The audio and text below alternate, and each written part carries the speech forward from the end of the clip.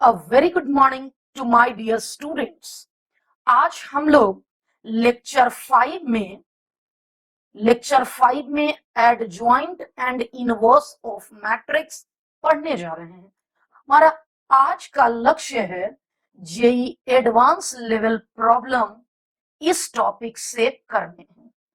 आज हमारे शेड्यूल में सिर्फ 5 क्वेश्चन मैंने लिया है 2010 से लेके 2019 तक, क्योंकि 2020 तो अभी मेंस ही नहीं हुआ, एडवांस कहां से होगा।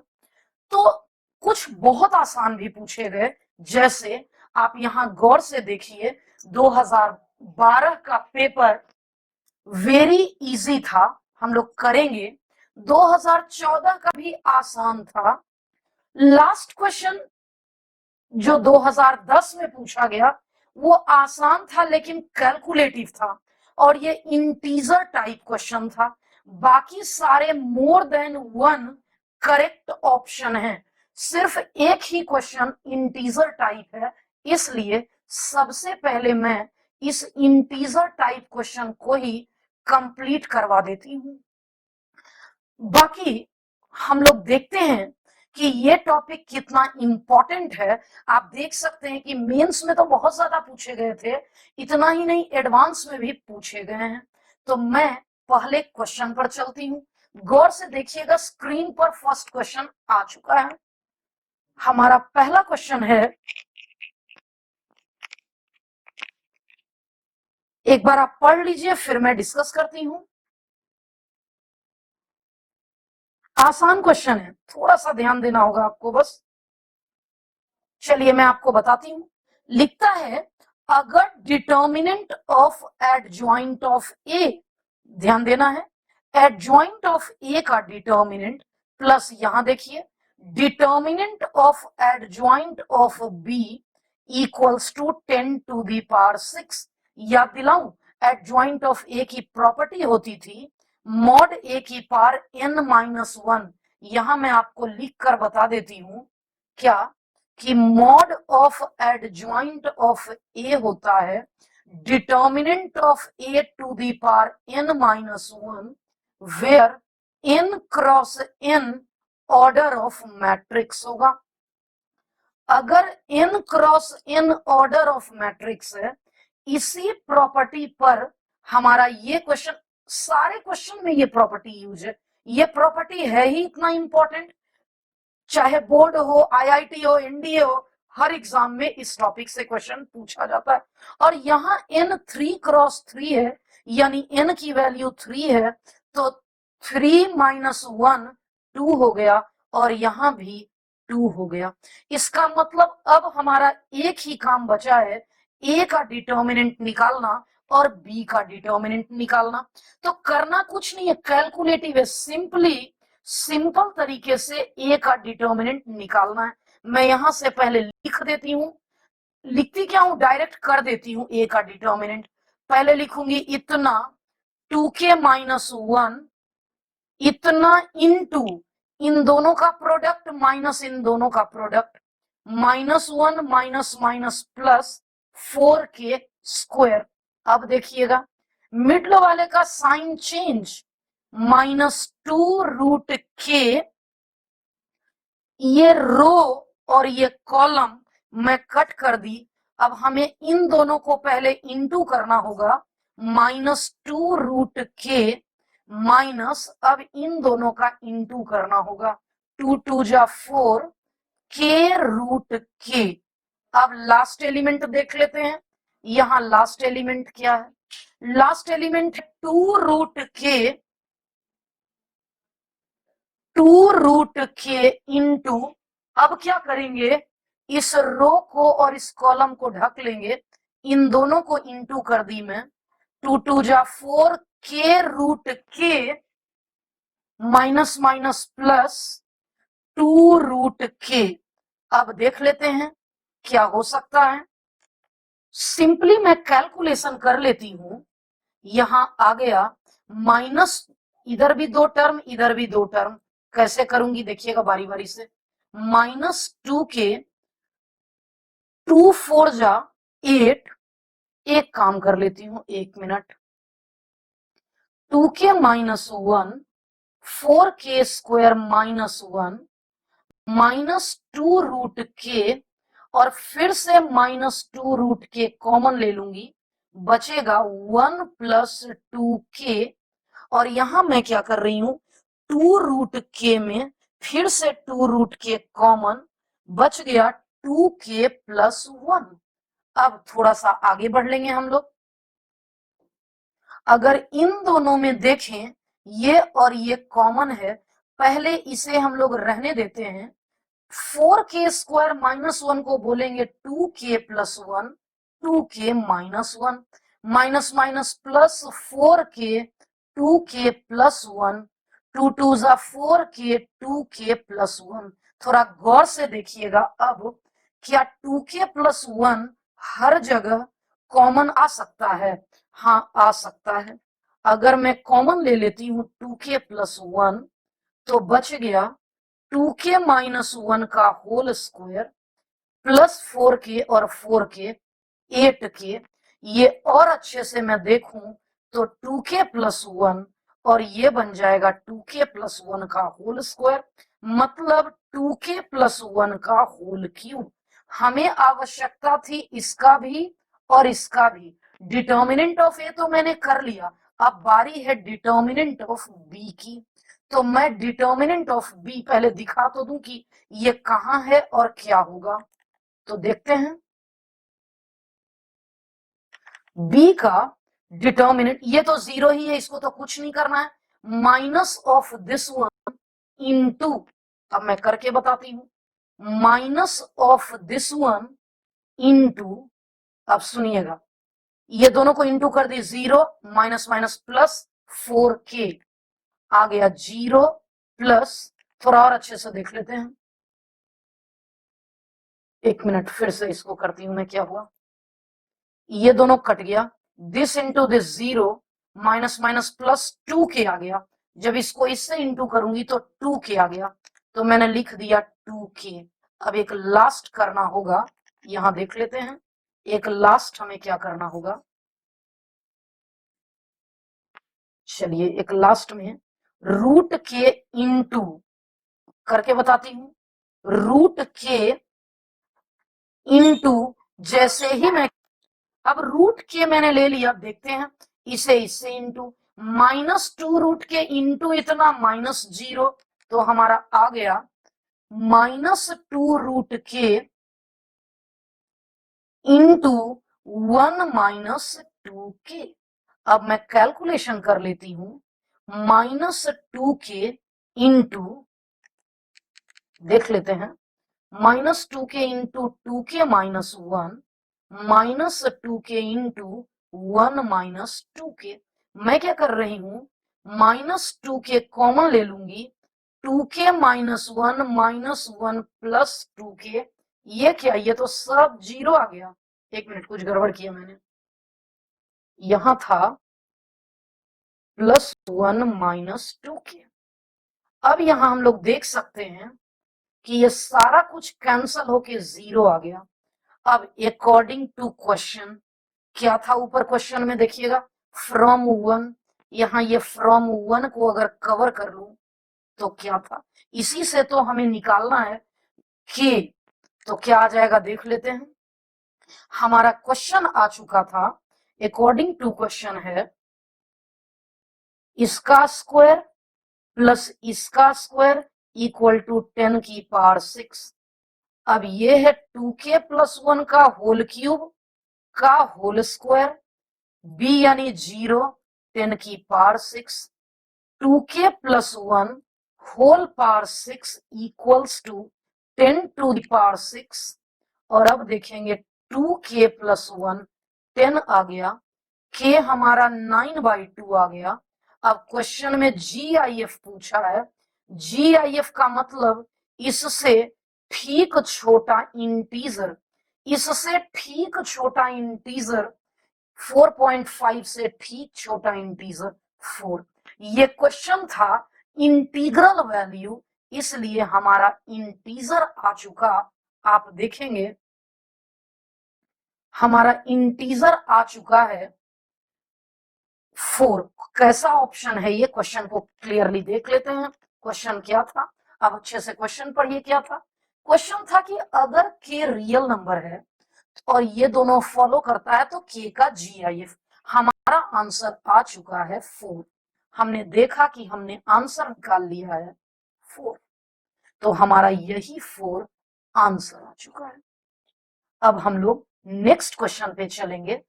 क्वेश्चन नंबर 2 2016 में पूछा गया है एडवांस में, और लेंदी क्वेश्चन है ये दो ही लेंदी है ही। एक मैं अभी क्वेश्चन नंबर 2 में ली हूं और एक मैं सबसे लास्ट में ले लूंगी। बाकी तो बहुत आसान आसान है, सिर्फ पेशेंस रख के इस क्वेश्चन को समझ लिए तो समझ लीजिए कि आप एडवांस के लिए इलिजिबल हो गए। आप पूरा कॉन्सेप्ट सीख जाएंगे। धीरे धीरे मैं सिखाती हूँ, पढ़िएगा। क्वेश्चन मैं पढ़ के बताती हूँ क्या है। हमारा क्वेश्चन है पी की वैल्यू ये पी क्यू इक्वल्स टू के आई, धीरे धीरे देख लेती हूँ। पी क्यू इक्वल्स टू के आई, जहां क्यू ऐसा है, यानी मेरा लक्ष्य है क्यू निकालना। तो क्यू निकालने के लिए ये पी जब इस तरफ आएगा तो पी इनवर्स बन जाएगा। और हमें पता है आइडेंटिटी मैट्रिक्स को किसी के साथ भी इनटू करेंगे तो वो पी इनवर्स ही रह जाएगा। तो मेरा एक काम तो हो गया। अब सबसे पहला लक्ष्य दिख रहा है पी इनवर्स निकालना। पी इनवर्स निकालने के लिए माइनर कोफैक्टर, एडजॉइंट और इनवर्स करना होगा। तो धीरे धीरे मैं सब करके दिखाती हूँ। यहाँ सबसे पहले मैं डिटर्मिनेंट निकाल लेती हूँ। धीरे धीरे आप देखिएगा कि मैं क्या कर पाती हूँ। यहाँ पी आपके सामने स्क्रीन पर दिख रहा है ऑलरेडी। मैं पहला काम कर रही हूँ डिटर्मिनेंट ऑफ पी। मैं लिखूंगी 3 इंटू 0 + 5 अल्फा। अब मैं क्या करूंगी वो देखना है।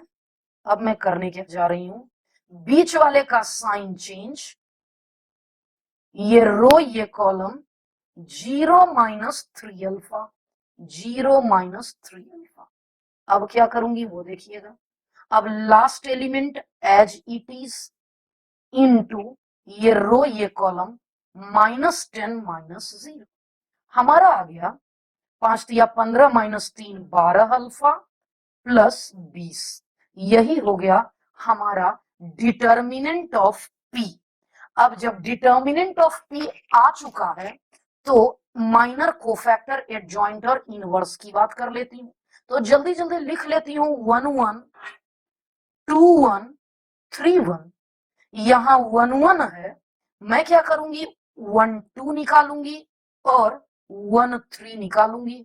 सिमिलरली ये 2 1 है, 2 2 निकालूंगी और 2 3 निकालूंगी।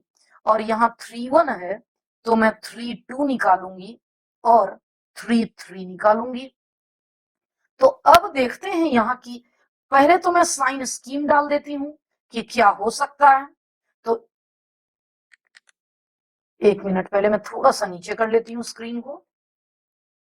1 मिनट 1 मिनट। चलिए अब हम लोग देख लेते हैं। 1 1 सबसे पहले साइन डाल देती हूँ, plus minus plus, minus plus minus, plus minus plus. अब माइनर एंड कोफैक्टर की वैल्यू हमें प्लेस करनी है। कैसे कैसे करेंगे प्लेस वो देख लेते हैं। सबसे पहले हम लोग माइनर एंड कोफैक्टर के लिए एक एक करके देख लेते हैं कि कैसे निकाल पाते हैं। माइनर एंड कोफैक्टर 1 1 मतलब पहला रो पहला कॉलम, 0 + 5 अल्फा हो गया। जल्दी जल्दी निकाल देती हूँ। First row second column, 0 - 3 alpha हो गया। अब 1 3 की बात कर लेती हूँ, -10 आ गया। 2 1 क्या कहलाएगा, 2 1 का मतलब 2 और 1, 2 और 1 0 -10। 2 2 को देखें, अगर 2 2 तो 0 + 6 हो गया। 2 3 का बात कर लें, -15 + 3 यानी -12। 3 1 माइनस अल्फा आ गया। 3 2 का बात कर लेंगे अगर, 3 2 का 3 2 3 अल्फा + 4, 3 अल्फा + 4 और लास्ट हो गया 3 3 0 प्लस 2। अब हमारा ये तो आ चुका है। अगर आप देखें तो अब हमें एडजॉइंट डायरेक्टली निकालना होगा। कैसे निकलेगा? एडजॉइंट ऑफ ए क्या होता है? कोफैक्टर्स का ट्रांसपोज। एडजॉइंट ऑफ ए हमारा कोफैक्टर क्या क्या आया? 5 alpha, 3 alpha, -10, 5 alpha, 3 alpha, -10, 10, 6, 12, minus alpha, minus of 3 alpha plus 4 and 2। ये तो हमारा क्लियर हो गया। अब इसका ट्रांसपोज लेना है। एक बार मैं क्या कर रही हूं, इस 3 अल्फा को देख लेना चाहती हूँ। ये जो 1 2 को, पहला रो दूसरा कॉलम को, 0 -3 अल्फा, एक माइनस और था, आ गया प्लस। अब जब इसका ट्रांसपोज लूंगी तो क्या आएगा देख लेते हैं। 5 अल्फा, 3 अल्फा, -10, 10, 6, 12, कैलकुलेशन मिस्टेक ना हो, और अगर लेट्स अज्यूम हो भी जाता है तो आपको मैनेज करना होगा। दोबारा कॉन्सेप्ट सही है, आपको दोबारा सीखना होगा, खुद से करना होगा। बस अब मैं आगे की बात कर लेती हूँ। पी इनवर्स चाहिए था मुझे, पी इनवर्स चाहिए था तो क्या करेंगे हम लोग, एक बात और कर लेती हूँ। देखिएगा यहाँ डिटर्मिनेंट ऑफ क्यू दिया हुआ है, तो क्यों ना ऐसा कर ले, ऑल्सो इसका नाम दे देती हूँ इक्वेशन 1। और अब मैं ऑल्सो एक काम और कर लेती हूँ। कौन सा काम? ये जो डेटा दिया, डिटर्मिनेंट को यूज कर लेती हूँ। ये जो दिया हुआ था P into Q equals to K into I, मैं जरा दोनों तरफ डिटर्मिनेंट लिखकर देखती हूँ। ये तो अलग अलग हो जाएगा, P का डिटर्मिनेंट और Q का डिटर्मिनेंट। ये K कांस्टेंट जब बाहर निकलेगा तो K क्यूब इंटू आई। P का डिटर्मिनेंट रहने देती हूँ, Q का डिटर्मिनेंट क्वेश्चन में मेंशन था। देखते हैं क्या मेंशन था। इसका डिटर्मिनेंट मेंशन था, देखिएगा यहां लिखा हुआ है k² 2। तो मैं यहां लिख देती हूं k² 2 इक्वल्स टू के cube into 1। Determinant of p बचा 2। यहां k² और k क्यूब जब कटेगा तो सिर्फ k बचेगा। तो डिटर्मिनेंट ऑफ p तो आ गया। अब मैं क्या करने जा रही हूं, थोड़ा विशेष ध्यान देना है। अब मैं इक्वेशन 1 को लिखती हूं। फ्रॉम 1 हमारा क्यू था के into P inverse. P inverse का formula 1 upon determinant of P into adjoint of P.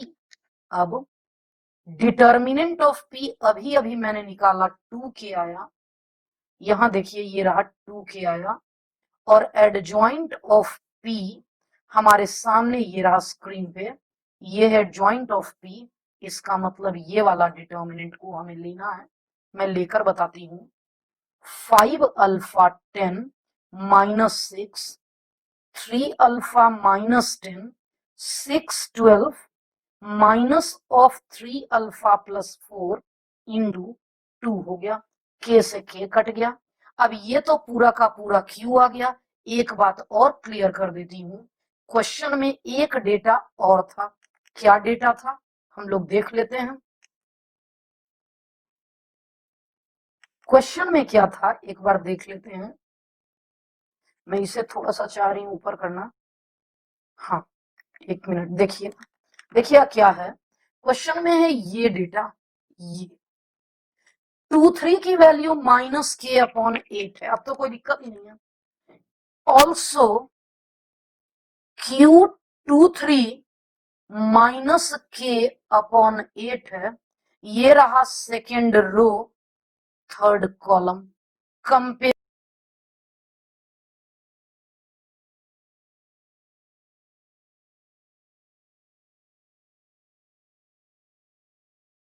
हाँ हमने Q23 जब बोला गया, Q23, तो मैंने ये तो लिख दिया, लेकिन इस 1/2 को हमने ध्यान नहीं दिया। इट मीन्स 2 4 जा 8, के आ गया 4 इंटू दिस वन, 4 3 जा 12 अल्फा, 4 4 जा 16। अब क्या करेंगे, अब एक इक्वेशन तो आ चुका है, यहां देखिएगा आप, फ्रॉम टू, आप कैलकुलेट कर लेती हूं, 2 2 नंबर इक्वेशन है हमारा, यहां से determinant of P equals to 2k। Determinant of P सबसे शुरू में इक्वेशन ए को मैं यूज की थी, आप देख सकते हैं ये रहा 12 अल्फा प्लस 20, तो मैं यहां लिख सकती हूं 12 alpha plus 20 equals to 2 into K.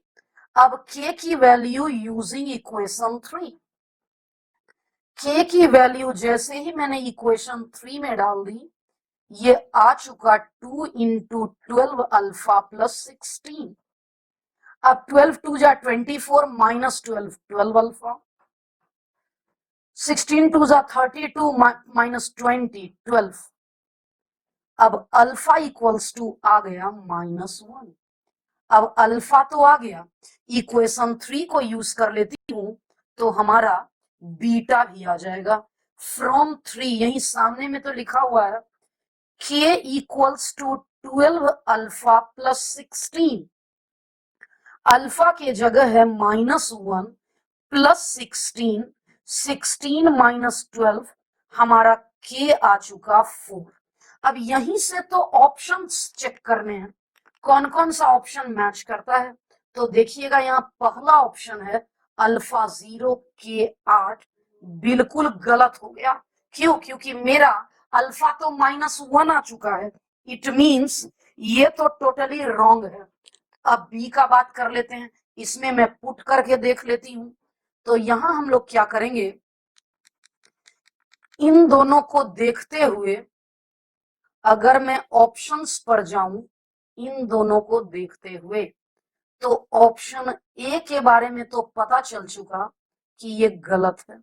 अब मैं ऑप्शन बी की बात कर लेती हूं। ऑप्शन बी लिखा था, क्या लिखा था, 4 अल्फा माइनस के प्लस 8। तो देख लेते हैं, 4 अल्फा हमारा सेकेंड ऑप्शन था, 4 अल्फा माइनस के, एक मिनट, माइनस के प्लस 8 की बात कर लेती हूँ, ये है। तो अल्फा की वैल्यू डाल देते हैं, मैं के डाल देती हूँ। यस, ये तो ट्रू हो गया, क्योंकि ये ट्रू हो चुका, इसलिए ऑप्शन बी ट्रू। क्योंकि ये मोर देन वन ऑप्शन करेक्ट है, इसलिए मैं अब ऑप्शन सी पर विचार करती हूँ। हमारा सी ऑप्शन क्या है, एक बार देख लेते हैं। हमारा C option, determinant of P into adjoint of Q, और यहां उल्टा Q into adjoint of P। समझते हैं, बहुत आसान है, यहां समझते हैं। तो क्वेश्चन था हमारा determinant of P into adjoint of Q। आपने प्रॉपर्टी पढ़ा है कि दो मैट्रिक्स का जब डिटर्मिनेंट है तो दोनों हम लोग अलग अलग लिखते हैं। अब एडजॉइंट ऑफ Q क्या होता है, मॉड Q की पावर n-1, ऑर्डर 3 था 3-1, 3-1। डिटर्मिनेंट ऑफ P तो हमारा 2 के आया था इक्वेशन 1 से, और क्वेश्चन में दिया हुआ है Q की वैल्यू k²/2। यहां दिखा देती हूं दोनों, आपको ध्यान दीजिएगा, ये रहा डिटर्मिनेंट ऑफ P 2 के आ गया, और डिटर्मिनेंट ऑफ Q देख सकते हैं यहां, डिटर्मिनेंट ऑफ Q k²/2 है, ये रहा। तो k²/2 के लिए मैं रख के क्या आंसर आया मेरा, 2k इंटू k4/4, 2 2 जा 4, k की पावर 5, k आ चुका था 4, 4 की पावर 5 यानी 2 की पावर 10/2, 2 की पावर 9। और यही तो था सी ऑप्शन, इसलिए मैं क्लियरली बोल सकती हूं कि यस, हमारा ऑप्शन सी करेक्ट हो चुका है। अब लास्ट काम करती हूं ऑप्शन डी की। ऑप्शन डी में जस्ट इसका रिवर्स। क्यों? जितना इस क्वेश्चन में टाइम लगा, आगे आने वाले 2 क्वेश्चन में इससे आधा टाइम लगेगा, यानी वो दोनों भी एडवांस का ही है बट सिंपल है। Q into adjoint of P को बोलेंगे determinant of Q into determinant of adjoint of P। यहां ये Q को हम लिख सकेंगे अभी determinant of Q adjoint of P की पावर n-1। Q था k स्क्वायर बाई 2 और P था 2k का स्क्वायर। k स्क्वायर बाई 2 का स्क्वायर 4, k स्क्वायर आ गया 2 इंटू के की पावर 4, k है 4 की पावर 4, यानी 2 इंटू 2 की पावर 8, 2 की पावर 9। जबकि ऑप्शन सी में डी में लिखा हुआ है, ऑप्शन डी हमारा गलत हो गया। क्यों गलत हो गया? मेरा रिजल्ट 2 की पावर 9 आया है, लेकिन अगर हम लोग यहां देखें तो 2 की पावर 9 ना होके ये 2 की पावर 13 है, इसलिए ये ऑप्शन बिल्कुल ही गलत हो गया। अगर ये गलत हो गया तो सही कौन कौन सा है? तो हमने अभी अभी देखा, आपके सामने चारों ऑप्शन स्क्रीन पे लिखा हुआ है। ऑप्शन ए गलत, ऑप्शन बी सही, ऑप्शन सी सही, ऑप्शन डी गलत। इसलिए हमारा करेक्ट आंसर हो गया ऑप्शन बी कॉमा सी। क्वेश्चन अच्छा था। अगला क्वेश्चन बहुत ही आसान, वेरी वेरी इजी। पता नहीं, मुझे तो डाउट ही है कि ये एडवांस में पूछा भी गया होगा, लेकिन मैंने जहां से लिया है वहां लिखा हुआ था ये, क्योंकि मोर देन 1 करेक्ट ऑप्शन है, सिर्फ लिखा हुआ था जेई एडवांस। मैं एक्सपेक्ट करती हूँ जेई एडवांस 2012 का ये क्वेश्चन पूछा गया होगा। समझते हैं यहां क्या है। यहां लिखा हुआ है, अगर एडजॉइंट ऑफ पी ये है, ठीक है, एडजॉइंट ऑफ पी हमारा ये दिया हुआ है 1 2 1 4 1 1 4 7 3। मैं क्या कर रही हूं, इसका इसका इसका डिटर्मिनेंट मैं निकाल लेती हूं। हमारा डिटर्मिनेंट आएगा 1 2 1 4 1 1 4 7 3। अब इसका फॉर्मूला होता क्या है?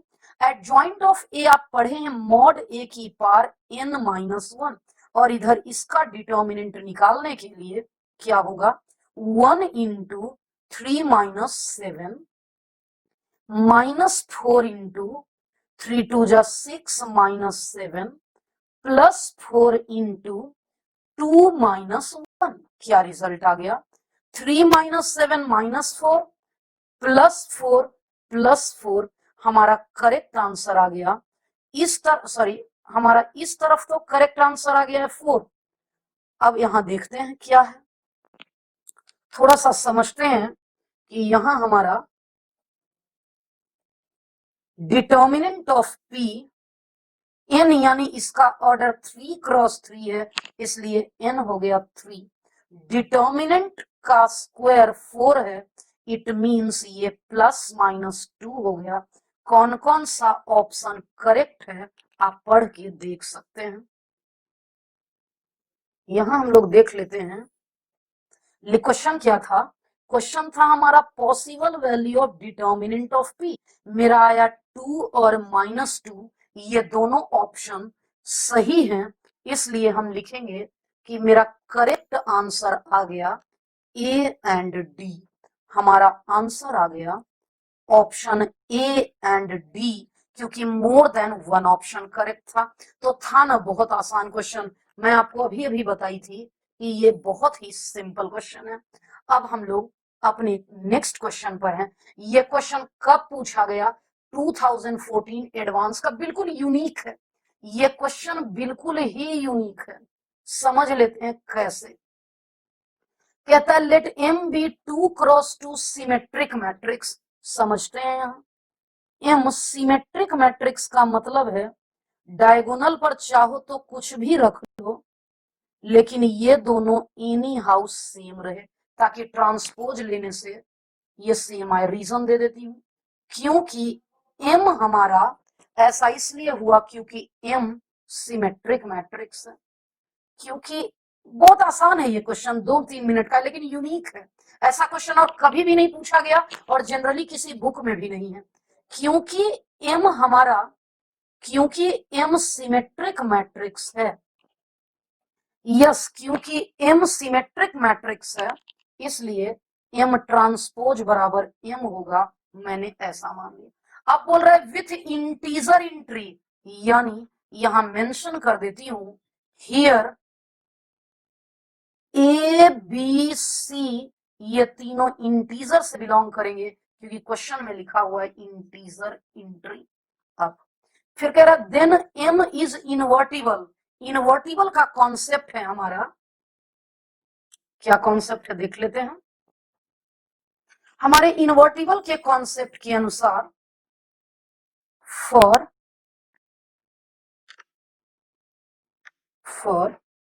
M टू बी इनवर्टिबल, अब देखते हैं क्या लिखना है। For capital M, for capital M to be invertible, M के इनवर्टिबल होने के लिए डिटर्मिनेंट ऑफ M के इनवर्टिबल होने के लिए it should be non zero. तो इन चारों ऑप्शन में किसका डिटर्मिनेंट नॉन जीरो है, हमें बारी बारी से ऑप्शन वाइज चेक करना होगा। मैं स्टार्ट करती हूं ऑप्शन ए से। कहता है फर्स्ट कॉलम ऑफ M का पहला कॉलम यानी ये AC is transpose of second row of M, यानी यहां समझाती हूं, पहला column is equal to transpose of second row का ट्रांसपोज, C और B का ट्रांसपोज। थोड़ा और डिटेल में देखेंगे हम लोग कि ये रहा A और C और ये है, इसका ट्रांसपोज ले लूंगी मैं, तो ये C और ये B इक्वालिटी ऑफ मैट्रिसेस के कॉन्सेप्ट से A बराबर C एंड C बराबर B, इसका मतलब है A बराबर B बराबर C आ गया। अब कहता है कि क्या इस सिचुएशन में M इनवर्टिबल है, तो मैं डिटर्मिनेंट ऑफ M निकाल कर दिखाती हूं। मैं डिटर्मिनेंट ऑफ M निकाल कर दिखा देती हूं। डिटर्मिनेंट ऑफ M आएगा पहले इन दोनों का प्रोडक्ट माइनस इन दोनों का प्रोडक्ट, इन दोनों का प्रोडक्ट है A B minus C square. अभी अभी तो आपने देखा कि ए और बी दोनों सी ही है, तो C square minus C square ये जीरो आ गया, इसलिए matrix M is not invertible. Matrix A क्योंकि ये इनवर्टिबल नहीं है, इसलिए हम बोल सकते हैं कि मेरा ऑप्शन ए रॉन्ग आ गया। ऑप्शन ए रॉन्ग आ गया, ऑप्शन ए हमारा रॉन्ग हो गया। अब मैं बात कर लेती हूं यहां ऑप्शन बी की। ए के बारे में तो पता चल गया कि ये बिल्कुल गलत है। अब हम लोग ऑप्शन बी की बात करेंगे। यहां देख रहे हैं कि बी ऑप्शन में सेकेंड रो ऑफ M, यानी ये C और B इसकी बात कर रहे हैं। ट्रांसपोज ऑफ फर्स्ट कॉलम यानी A और C की बात की जा रही है। तो यहां हम लोग देख लेते हैं कि क्या होगा। पहले मैं क्या करती हूं, एक बार उस M को यहां लिख कर रख लेती हूं ताकि हमें समझने में आसानी हो। M है हमारा ACCB। ऑप्शन क्या बोला था, ऑप्शन के अनुसार, बी ऑप्शन के अनुसार M का सेकेंड रो फर्स्ट कॉलम का ट्रांसपोज है। सेकेंड रो, इसमें क्वेश्चन बोला है सेकेंड रो फर्स्ट कॉलम का ट्रांसपोज है, तो मैं लिखकर बताती हूं कि क्या है। सेकेंड रो है हमारा ये C और B, पहले कॉलम का ट्रांसपोज, ये है पहला कॉलम, इसका ट्रांसपोज। क्या करेंगे, कैसे आएगा ये आएगा जब मैं इसका ट्रांसपोज लूंगी तो A और C, अब दोनों मैट्रिक्स को इक्वेट कर लेती हूँ, सी ए के बराबर एंड बी सी के बराबर। फिर से पिछले की तरह आ गया, A equal to B equal to C, जैसा पिछले क्वेश्चन में आया था। इसलिए मैं इस बार भी बोल दूंगी कि ऑप्शन बी हमारा कंप्लीटली रॉन्ग हो गया। क्यों रॉन्ग हो गया? अगर देखना चाहते हैं कि ऑप्शन बी रॉन्ग क्यों हो गया, तो देख सकते हैं कि डिटर्मिनेंट एम तो होता है ए बी, यहां से ये रहा A B minus C square, और जब तीनों इक्वल ही है तो C square minus C square 0 आ गया।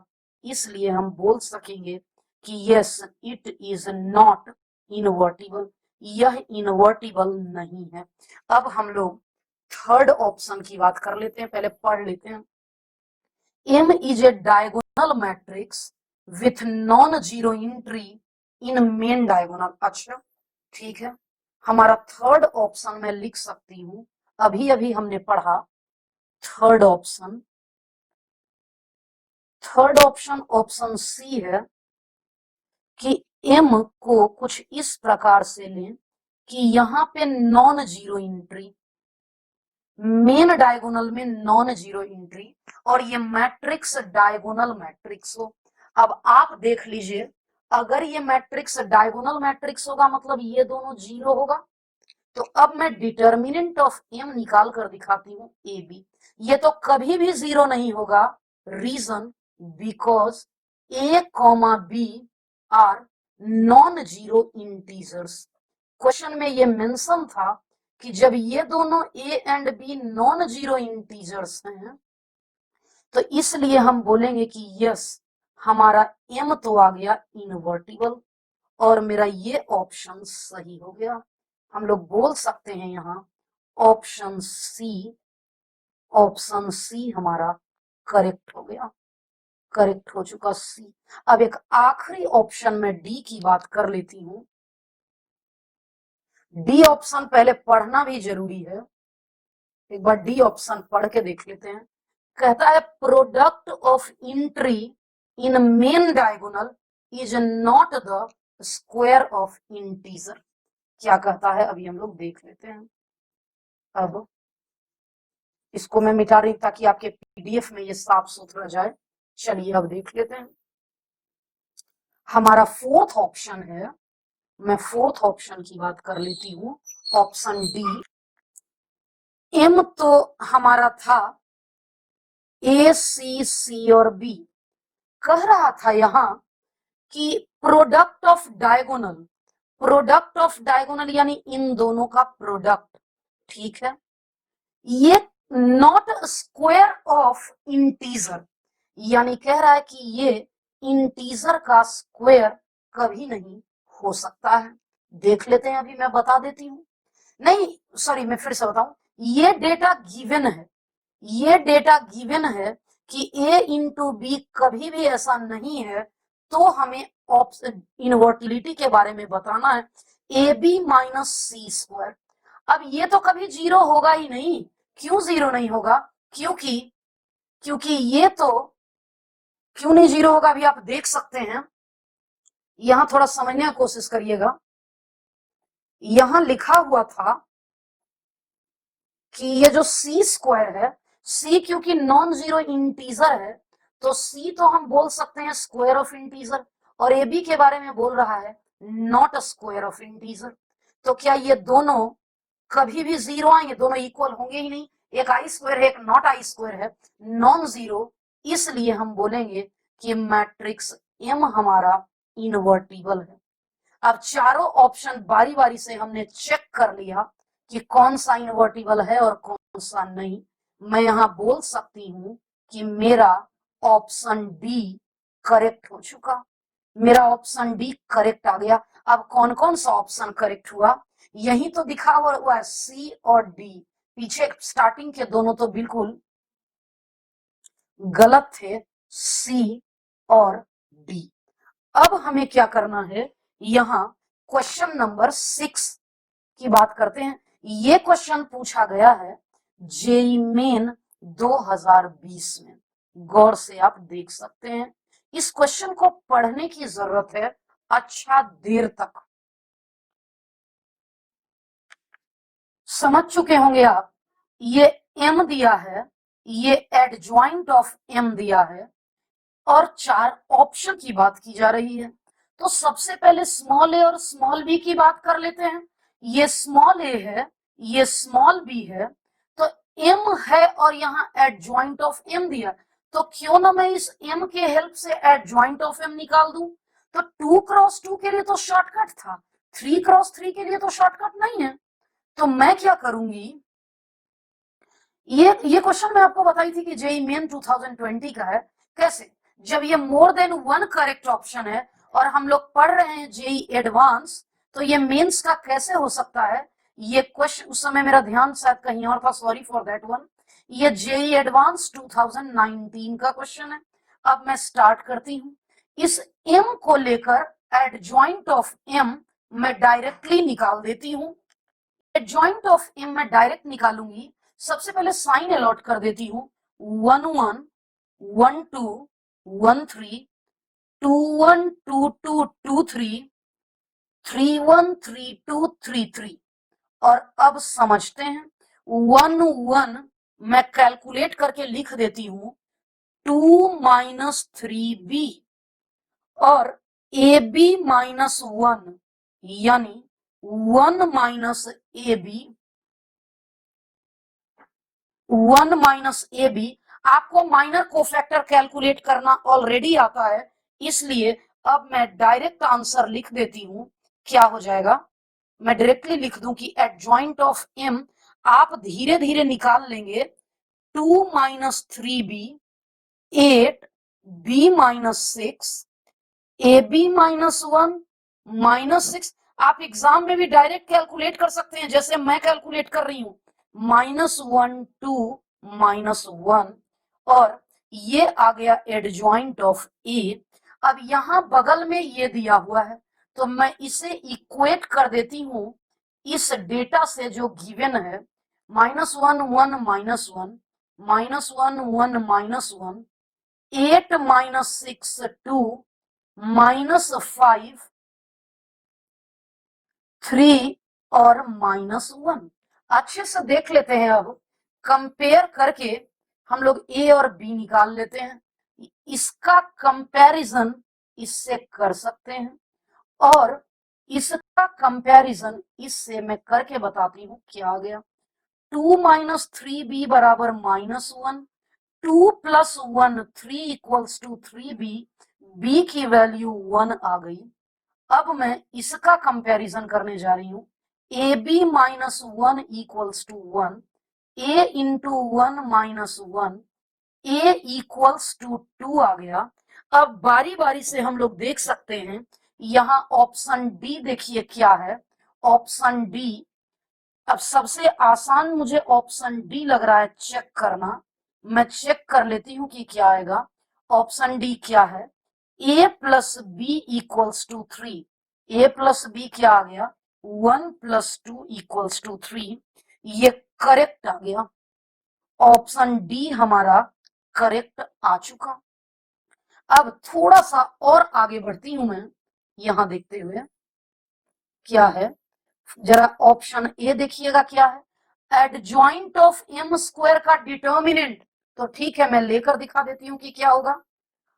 हमारा ऑप्शन ए है, मैं धीरे धीरे लिखूंगी। ऑप्शन ए में बोला है determinant of adjoint of m square.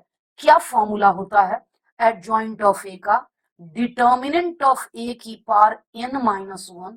क्योंकि ये 3 क्रॉस 3 मैट्रिक्स है, तो 3 - 1 अल्टीमेटली आ गया, ये स्क्वायर और ये स्क्वायर मिलके डिटर्मिनेंट ऑफ m का होल पावर 4। अब मैं डिटर्मिनेंट ऑफ m निकाल कर दिखा देती हूं, यहां देखते हैं पहले अच्छे से। ये रहा हमारा m, इसमें मैं क्या करूंगी, a की वैल्यू हमने निकाल रखी है, b की वैल्यू निकाल रखी है, मैं प्लेस कर दूंगी। क्या क्या मैंने निकाला है आप देख सकते हैं, क्या क्या निकाला है। a के जगह 2 और b के जगह 1, तो मेरा आ चुका 0 1 3 0 1 3। अब देख सकते हैं 1 2 और बी के जगह 1, यानी 1 2 और 1, और लास्ट A3 1, ए के जगह 2 2 3 1 का होल पावर 4 क्या आ जाएगा, -1 into 1 minus 9, 2 into 1 minus 6, 8 -5 into 2 -10, -2 का whole to the power 4, power 4, power 4। मेरा तो आ गया 16, लेकिन अगर ऑप्शंस को देखें तो ये 81 दिया हुआ है, ऑप्शन में 81 दिया हुआ है, जिसका मतलब हमारा ऑप्शन ए पता चल चुका, ये नॉट इक्वल टू 81 है, इसका मतलब ये रॉन्ग हो गया। दो ऑप्शन के बारे में तो हमने कंप्लीटली क्लियर कर लिया कि क्या होगा। अब मैं क्या करने जा रही हूं, थोड़ा ध्यान से पढ़ना है। बी ऑप्शन देखते हैं, m into alpha beta gamma है और 1 2 3, m into alpha beta gamma, अभी देख लेती हूं मैं। ऑप्शन सी की बात कर लेती हूँ, यहां पर दिया है ऑप्शन सी। पहले अच्छे से धीरे धीरे समझ लेते हैं, क्योंकि ये लास्ट क्वेश्चन है हमारा। m into alpha beta gamma equals to 1 2 3, यही था हमारा 1 2 3। अभी अभी m मैंने यहां लिख रखा है, तुरंत कॉपी कर देती हूँ, 0 1 3, यहां से देख रही हूं, ध्यान दीजिएगा, यहां से देख रही हूं। तो अब हम लोगों को ध्यान देना था, 1 2 1 2 3 1, ये आ चुका 1 2 3, सॉरी पहले इंटू तो कर लू इससे, into alpha beta gamma is equal to 1 2 3। जरा मैं इसे का प्रोडक्ट कर लेती हूं, इसका प्रोडक्ट करने से क्या आएगा देख लेते हैं। मैं कैसे करूंगी, पहले इसको इससे करूंगी, रिजल्ट आ गया बीटा प्लस 2 गामा, और अब इसको इससे करूंगी alpha plus 2 beta plus 3 gamma, और फिर मैं करूंगी इसको इससे कर लूंगी, यानी 3 alpha plus beta plus gamma is equal to 1 2 और 3। अब मैं क्या कर रही हूं, यहां इक्वेट कर लेती हूं तीनों से, इसे और इसे इक्वेट कर लेती हूं। बीटा प्लस 2 गामा आ गया equation 1, alpha plus 2 beta plus 3 gamma आ गया 2, और 3 alpha plus beta plus gamma आ गया 3। इन तीनों इक्वेशन को अगर मैं सॉल्व कर लूं, धीरे धीरे आपको सॉल्व करना होगा, कैसे आपको एक बार हिंट कर देती हूं। इन दोनों से गामा को कट करेंगे, अल्फा बीटा में एक रिलेशन, फिर इन दोनों से गामा को कट करेंगे, अल्फा बीटा में एक रिलेशन, और उसे सॉल्व कर देंगे, हमारा आ जाएगा अल्फा 1 बीटा -1। अगर मान लीजिए आपको दिक्कत होता है समझने में, कमेंट करिएगा, मैं आपको बता दूंगी। अब हम लोग देखते हैं हमारा फोर्थ ऑप्शन क्या था। हमारा फोर्थ ऑप्शन था alpha minus beta plus gamma equals to 3, alpha minus beta plus gamma. तो ठीक है, यहां हम लोग देख लेते हैं फोर्थ सी ऑप्शन में, ऑप्शन सी में alpha minus beta, 9 C option लिखा हुआ था alpha minus beta plus gamma. Alpha है 1, माइनस बीटा ऐसा और गामा ऐसा, ये आ गया पूरा पूरा 3। इसका मतलब हमारा सी ऑप्शन बिल्कुल और बिल्कुल करेक्ट हो चुका है। अब मैं sorry B option, C option, हाँ। अब एक आखिरी ऑप्शन हमें नजर आ रहा है, कौन सा वाला देख लेती हूँ। मैंने तो बी ऑप्शन की बात की थी, अभी सी की बात नहीं की थी, यहां मैंने बाई मिस्टेक लिखा था। ये हमारा बी ऑप्शन है। ए बी और डी हो चुका, एक आखिरी बच गया जो छोटा सा है, इसको देख लेते हैं। एडजॉइंट ऑफ एम का इनवर्स प्लस इतना एलएचएस लेके चलती हूं, मैं ऑप्शन सी का LHS लेके चल रही हूं। यहां देख लेते हैं क्या हो सकता है। ये है हमारा ऑप्शन सी। मैं LHS की बात कर लेती हूँ ऑप्शन सी में। तो यहां लिखा हुआ था एडजॉइंट। अब धीरे धीरे लास्ट क्वेश्चन है और लास्ट पॉइंट, इसलिए धीरे धीरे समझना है। और एडजॉइंट ऑफ एम इनवर्स, ये मैंने इनवर्स गलत जगह दिया है, फिर से दे देती हूँ। क्वेश्चन में था एडजॉइंट ऑफ एम का whole inverse plus adjoint of M का इनवर्स। अब मैं एक एक करके बात कर लेती हूँ। ये प्रॉपर्टी कहता है कि ये इंटरचेंज हो सकता है। इसका मतलब एडजॉइंट एम इनवर्स और यह भी same to same adjoint M inverse, इन दोनों को कर लूंगी तो आ गया 2 इंटू एडजॉइंट एम इनवर्स। अब एक इंपॉर्टेंट प्रॉपर्टी यहां यूज हो रही है कि एडजॉइंट का मतलब होता है डिटर्मिनेंट, इसका जिसका एडजॉइंट लेना है उसका डिटर्मिनेंट इनटू इनटू, एक मिनट, जिसका एडजॉइंट लेना है उसका फिर से प्रॉपर्टी कहता है जिसका एडजॉइंट लेना है उसी का डिटर्मिनेंट लेना है इनटू वही मैट्रिक्स।